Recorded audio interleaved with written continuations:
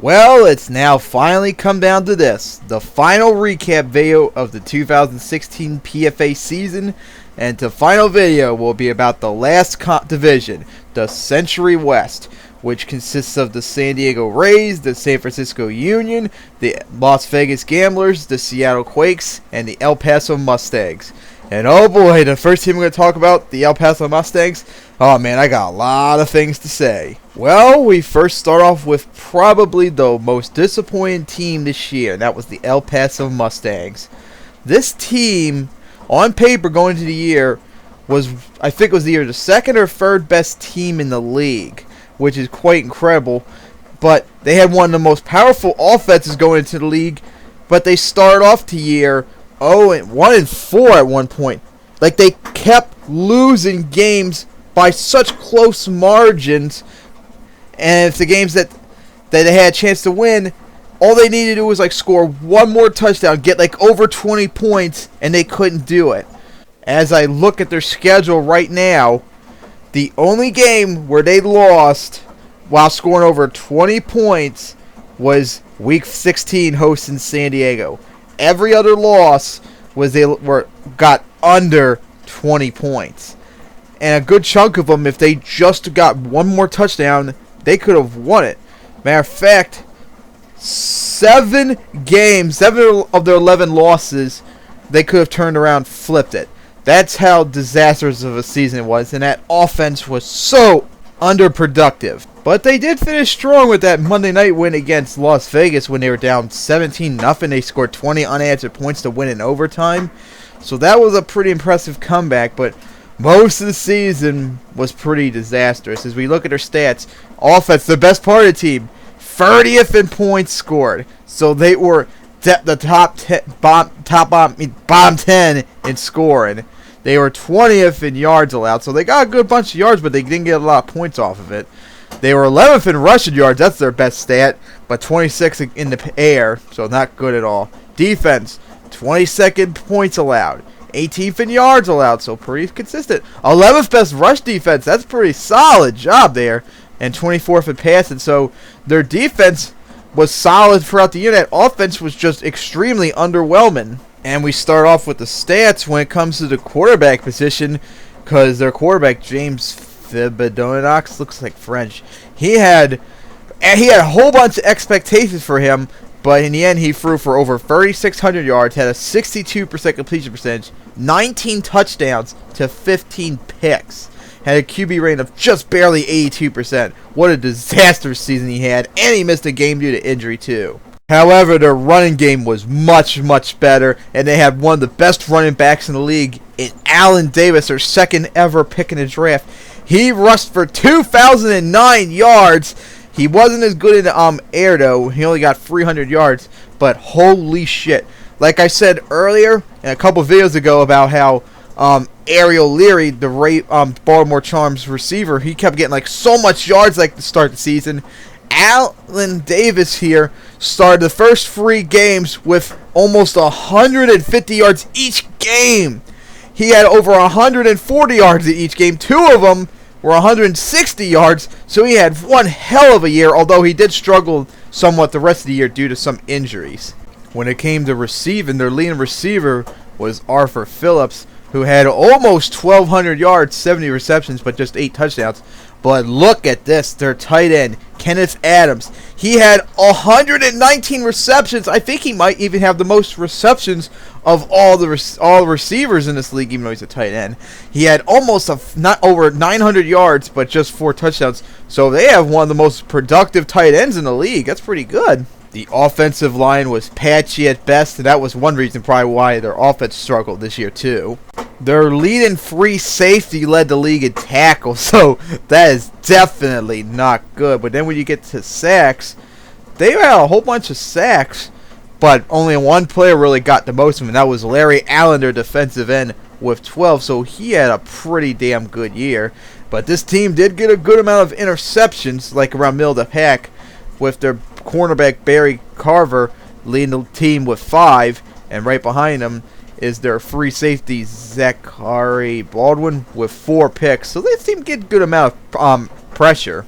However, if this team wants to have any shot at rebounding and making this like just a one-year thing, they got to get better on offense. They got to get more consistent. They need to start getting points on the field. They have an amazing running back in Allen Davis. They got one good receiver. They got a tight end too to complement him. And when James did good in his good games, he was excellent, but he needs to cut back the mistakes, and they need to start getting points on the board. If they did that in 7 of those games, they could have won it, and this team would have been a whole different story. But the way this team's playing, I don't think that's going to happen. I think they're going to even regress even more next year, and we're going to talk about how much of a wasted talent Allen Davis is. We've seen a lot of terrible teams that actually were impressive this year. I mean, Atlanta, Baltimore. Another team that was also another big surprise was the Seattle Quakes. Yeah, they went 7-11, but remember, if you look at my predictions before the year, I predicted this team was going to go 1-17. That's how badly I thought they were. Even Atlanta, who was the worst team going into the league, I didn't think they were going to do it as bad as I thought Seattle was. They were just in a very difficult division. They had a very difficult schedule, and despite overall being a very terrible team, that 7-11 record is very, very misleading. They were probably more like a top 5 team this year, like under 5-13. That's how bad they were, because most of their wins were very, very close. Matter of fact, all their wins but one of them, their final win, was within a touchdown strike to change it. And this team, with a couple, I think it was 6 games left, was 6-6. They still were in the mix for a wild card spot and maybe still possibly clinch a Century West title. However, they would go on a 6-game away streak, and they would lose all but their final one game at San Diego, where they absolutely dominated them, which was impressive. But overall, this team is definitely not good for their 7-11 record, and I think they're going to collapse big time next year unless they really turn around. But on offense, they were 35th in scoring, so you can see how bad that is. They were dead last in yards gain. They got under 291 yards of offense a game. They were the second worst rushing team in the league, getting under 98 yards a game. They were 38th in the pass, too. They got under 193 yards a game. Defense, 26 in scoring, not good. 21st in yards allowed, that's pretty solid. They were 15th in the rush defense, that's very good for a terrible team. And 22nd against the pass, so a pretty good job they had there. The quarterback situation, David Levitt, who started all but one game, he threw for just barely under 3,100 yards. He had a completion percentage of under 56%, so that's definitely not good. 18 touchdowns, 18 picks. So he threw the exact same amount of picks as he did touchdowns for a QB rating of under 72%. That's definitely not good. And this might actually be a major quarterback controversy next year, and that's Ken Rodriguez, their backup, who played 2 games, started one of them, that was at San Diego, and those 2 games combined, he only completed under 55%, so he actually did worse percentage-wise, but he had 4 touchdowns and no picks. So he obviously was much better that year, and I'm actually quite surprised that they did not stick with him after David was come back from being injured. And of course, as the worst running team in the league, well, second worst, I mean, the leading running back Wilbert Brownlee had under 1050 and just 5 touchdowns, and right behind him was his backup Lee Giles, who had just under 600 yards and 3 touchdowns. The offensive line was a giant mixed bag, with half of it being very, very, very strong, but the other half being very, very, very weak. But this team had some very, very good players on defense. Their linebacker Melvin Jones, who missed the rest of this, who actually got a very bad injury to end the year. That's really bad on the last game. He had 169 tackles. That was really good for him. And his other linebacker, James Torres, had 122 tackles, plus 3 sacks and 2 picks. And their cornerback, Shane Jones, had 117 tackles and 4 picks. So he had a very good season. When you get to the sacks, though, this team was probably under the middle of the pack with sacks, but their leading sacker was Clark Kiefer, who had 10, so he had a pretty good season. But then when it came to picks, oh boy, this team was not that many interceptors, but it was very pick happy, that's for sure. Their leading interceptor was Hector Lee, who had 6 picks. And, of course, right behind him was Mark Knox, the other free safety, with 4. And, of course, Sean Jones, as I mentioned earlier, also had 4. So this team was pretty good in terms of getting picks. So that probably explains one reason why they managed to get 7-11. And, of course, as I predicted they were going to be the worst team in the league at 117, going 6-6, like with just a third left of the season left to go, and then finishing 7-11. That's still very impressive. That's 6 games better than I thought you were going to do. And you dominated that game at San Diego with just at Week 18. But that was also your only win in convincing margins. All your other games were within a touchdown that could have turned around. Maybe the Seattle Quakes could have just gone 117 if they lost all those games except San Diego. Can you imagine how shitty that would have been? But overall, this team did a pretty good job in terms of intercepting. But as I mentioned before, when it comes to the turnover ratio, whoever leads the league in takeaways, whoever's very good in takeaways, is not guaranteed they're going to do that same results next year. So I don't expect that will happen next year. And if that doesn't happen, Seattle's going to be in big trouble. And I think they are going to be one of the worst teams next year. But maybe they could somehow turn around and maybe show that this season was not just a one-year fluke. Then we get to another very disappointing team. Not as disappointing as El Paso and Cleveland, but now we get to the Las Vegas Gamblers, who, if I'm correct, they are the second best team, or third, right there with El Paso as the best team in the league. This team definitely was considered one of the best teams in the league. However, they started off the season 1-3. That was a disastrous start to the year. And for pretty much the entire year, they were around 500, although the last 4 games of the year, they went 3-1 to finish 10-8, so they got a win season out of it and just barely missed out the playoffs. So it was a very disappointing season. But hey, they did get a 51-0 beatdown on Houston. Houston. So that was a very impressive win they had. On offense, this was the main strength of the team. They were 8th in scoring. They scored 24 points a game, 12th in yards. 3rd best running offense in the league. That was very impressive, 139 yards exactly. However, their weakness was their passing game, which only got under 220 yards a game, which is 27th best in the league. Defense, they were 14th in scoring defense. That's pretty solid. 13th in yards allowed. That's very good. They had the 4th best rush defense in the league, allowing just 101 yards a game. And, that's really impressive considering the fact that they are in a division with Allen Davis, who they have to play twice a year, plus Anthony Marks up in San Francisco, too? Twice a year? That's 4 games against 2 4 games against very good running backs, and they somehow managed to get the 4th best rush defense in the league, and they are 21st in pass defense. So, overall, this is actually a pretty solid team, which is amazing how they just went 10-8. Their quarterback, Keith Belcher, who was their 4th overall pick taken, had 3,800 yards. That's really impressive, but he only had 58% completion, so that's definitely not good for a very good quarterback he's supposed to be.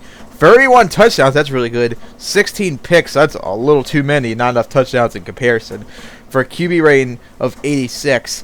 So he did a solid job, but he's going to have to really get back into high gear if he wants to make this team a playoff contender. And remember I said earlier, Allen Davis and I think Anthony Marks up in San Francisco were the very good running backs in the league? Well, Las Vegas themselves also have a very good running back in James Beverly, who was their first ever pick in this draft.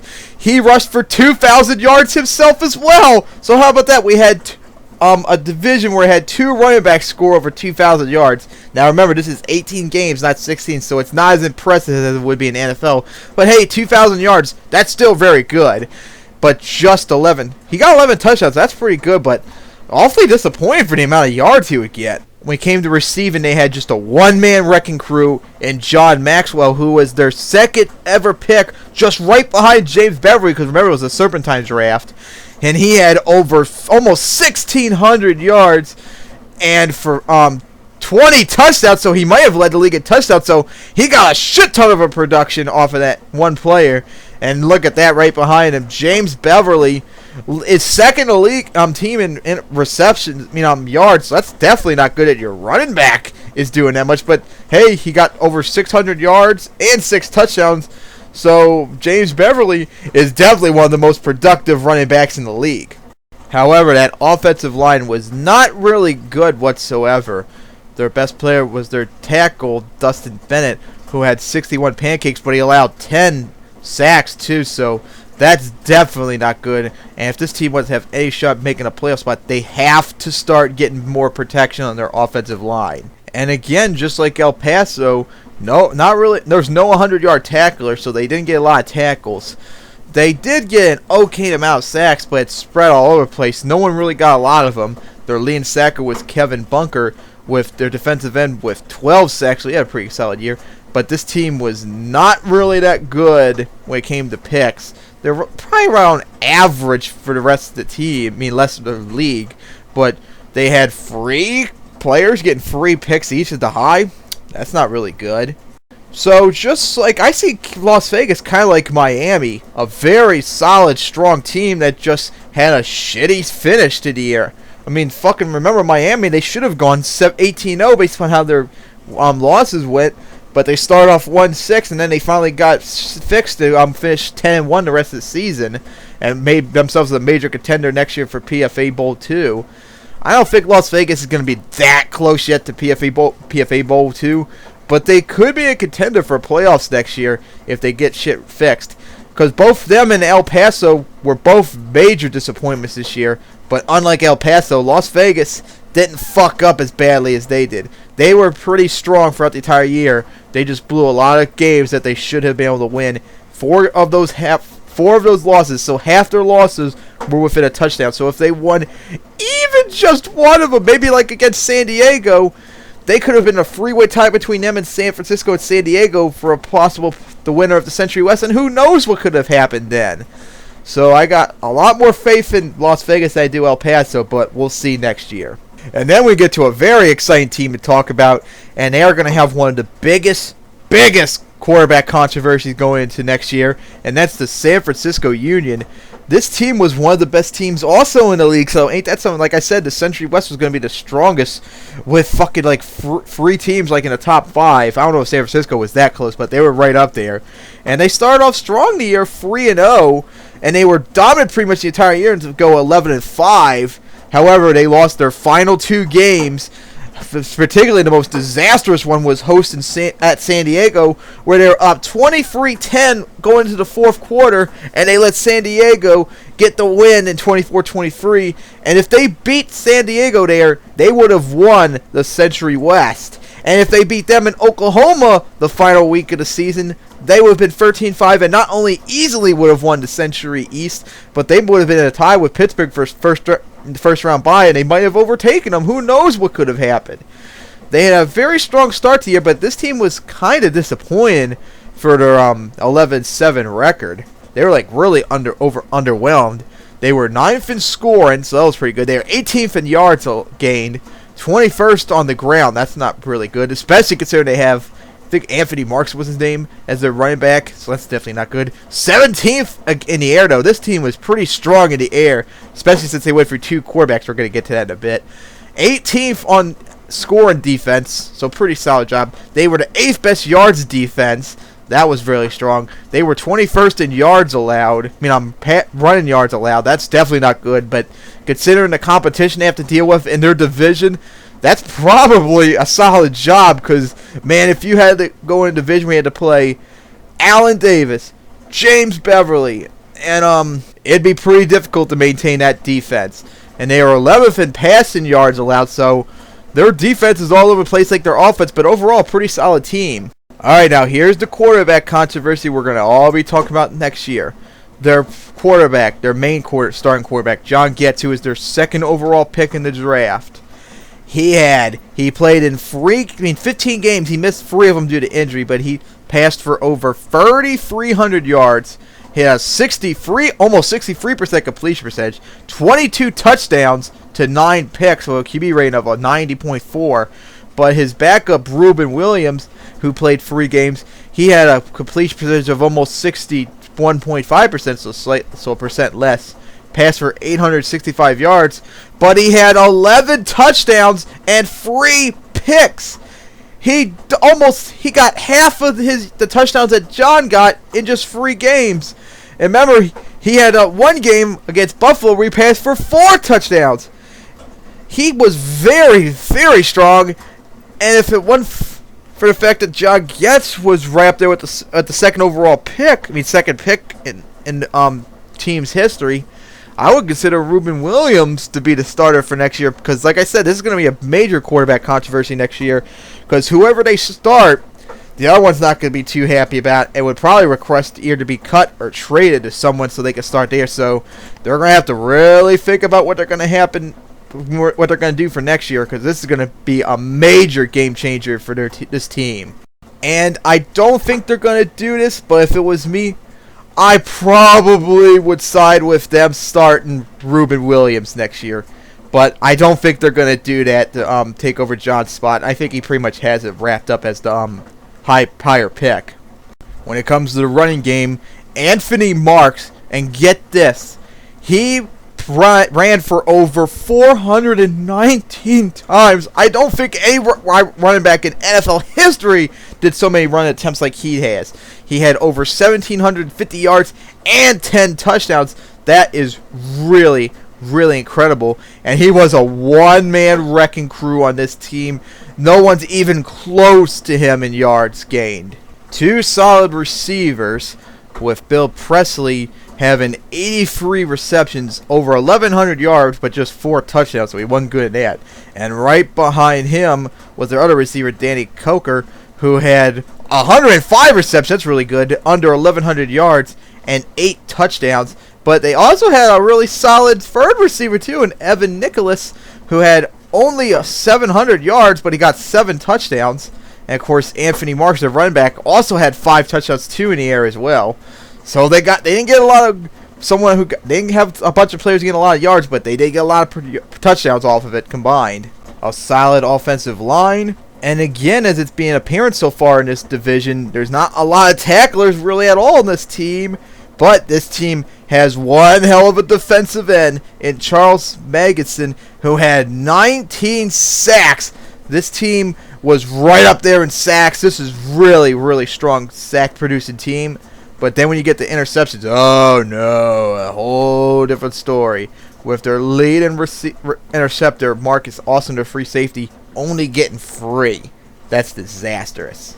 This team is both explosive but inconsistent throughout the entire season, so they're going to have to really fix that if they want to have any shot at maybe making the playoffs next year. But seeing how Las Vegas finished this year and how San Diego, I think, is going to finish next year, San Francisco could be in a good position to still take the Century West. But we'll have to see. But the main thing they're going to have to figure out is, what are they going to do with the quarterback situation? John Getz or Ruben Williams? They're going to have to decide, because it's going to be a big problem to whoever they didn't pick. And it's going to maybe be a major problem for next year, too. Because this is really, really a game changer for this team. And they got to make the right choice.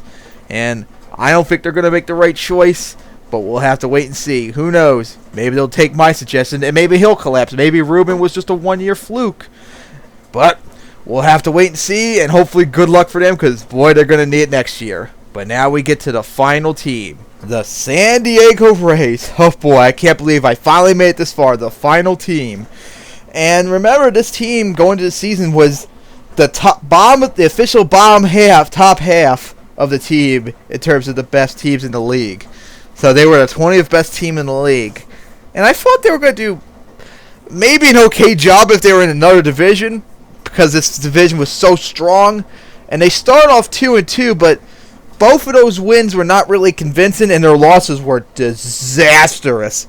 But then all of a sudden, they soared to a 6-2, and then 11-3 record. This team was at one point tied Chicago for the number 1 spot in the Century Conference playoffs. That's just incredible. But then the disastrous month of December happened. They got blown out by San Francisco. They got blown out even worse at home to Seattle. That was really bad. But then luck happened to them when they hosted San Francisco the second week of the year. Down 23-10 in the fourth quarter. They did 2 incredible touchdown throws, including the final one with just 2 minutes remaining to win 24-23 to clinch the Century West. However, they lost next week to Washington, which they had a shot to possibly clinch a first-round bye spot. They blew that. They stayed home against a very strong Miami team that nobody thought was going to have any shot of them beat Miami in the playoffs. And not only did they beat Miami, they dominated them 27-10. It was incredible. And then they went to Pittsburgh next week, and they lost a close one. I think it may have even gone to overtime. Can't quite remember. But this is overall a team that I think is very, very... I think this team is just smoke and mirrors, basically. I think they're not as bad as New Orleans was, but I think they're still overall smoke and mirrors, and I think this team is going to collapse next year. But we get to the stats. They were 19th in scoring, as you can see what I mean, 25th in yards gained on offense. They were the 38th rush offensive league. They got on their just 98 yards a carry on the ground each game. But they were 11th in passing offense, so that's really good, because they did have some quarterback injuries this year. On defense, 25th in scoring, not good. They were 19th in yards around, solid. They were 33rd in yards allowed, running yards allowed. That's definitely not good, but seeing how much talent they have to deal with in this division, that's probably not surprising. They were 12th best in pass defense, though. So this team, for being 12-6, as you can see, is all over the place. And remind you also the fact they could not win at home. They were 4-5 at home, but 8-1 on the road. This team was definitely a road warrior, and this team is very, very inconsistent. As if you looked at their schedule. For crying out loud, they allowed, just like New Orleans, they allowed more points than they scored. Although it's nowhere near as bad as the ratio was for New Orleans. And this guy was expected out of nowhere to get the starting quarterback spot, but he managed to do it. Burton Valentine, who was 33 years old, he was one of the oldest starting quarterbacks in the league. He missed 3 games due to injury, but he passed for 3,200 yards, had a completion percentage of just barely 60%, 24 touchdowns, 10 interceptions. So he had a pretty good year, although he was also up and down. And his backup, David Eskew, who started 3 games, he had a completion percentage of just barely 57%. He had over 1,000 yards, 7 touchdowns, and 7 picks. So that injury really started to hurt him as David Eskew started to struggle mightily throughout the year. However, just like San Francisco, this team had a one-man wrecking crew for wide receiver. David Setton, he only got 81 receptions, but he got 1,770 yards and 16 touchdowns. Unbelievable! And right behind him was Ricky Jones, their tight end, who got 69 receptions, almost 700 yards, and 5 touchdowns. So this team has one hell of a wide receiver, and can you imagine how much damage they could have done if they had another one just like him? This is probably one of the strongest offensive lines in this division, although they still had some problems too. But this overall was a very good offensive line. Their linebacker, Aaron Silvers, was a one-man wrecking crew on defense, just like David Setton was for receiving. 145 tackles and 5 sacks. He was very impressive, and this team was very sack-heavy, which is probably one reason why they went 12-6. With their strong safety, James Stanley, which is quite surprising for a strong safety of all teams to get that many sacks. He led the league with 15. That is unbelievable. And Gary Ray, their defensive end, he had 12 sacks, and their defensive tackle, James Delatorre, who had 11 sacks. That's just incredible how many sacks this team got. And remember I said earlier how teams lead the league in take turnovers? They're going to do very good. They didn't lead the league in turnovers most likely, but they were right there because they got a whole bunch of picks too. With Charles Looper, their cornerback, with 5, and right behind their other cornerback, Quincy Raymond, with 4. So that's another thing you got to worry about when you lead the league in turnovers are pretty damn close. That's not guaranteed to continue next year. So this team's got a lot of good players on it, but they still were very inconsistent. All their losses, too, were blowouts. I'm not shitting you, I see it. Their best loss was hosting Dallas where they lost by 13. All of them were blowouts too. So, and a lot of their wins too were very close too. 4, 5, 6. Like, I'm looking like 9 of their wins were within a touchdown strike to change the outcome. So that's definitely a sign of not a very good team. I don't think they're going to make it back to the playoffs next year. I don't think they're going to be as bad as El Paso or Seattle. They're probably going to be middle of the pack, but I don't think this team's going to get it. I think Las Vegas or definitely San Francisco will be in a much better position next year. But we'll have to wait and see. Maybe San Diego will somehow turn around and make this 12-6 season not a one-year wonder, but we'll have to wait and see. And with that, I officially conclude my 2016 PFA recap videos. I covered every single team and every single conference too. That was a lot of work. It's been over a month doing all this shit. So now, it's going to be a long ass time before you probably see any new videos PFA related. Probably the next video would probably see was the records of this so far first season. But I still have to manage them on the site first before I can make a video about them. So that'll be a long time still because I got a whole bunch of other shit to do.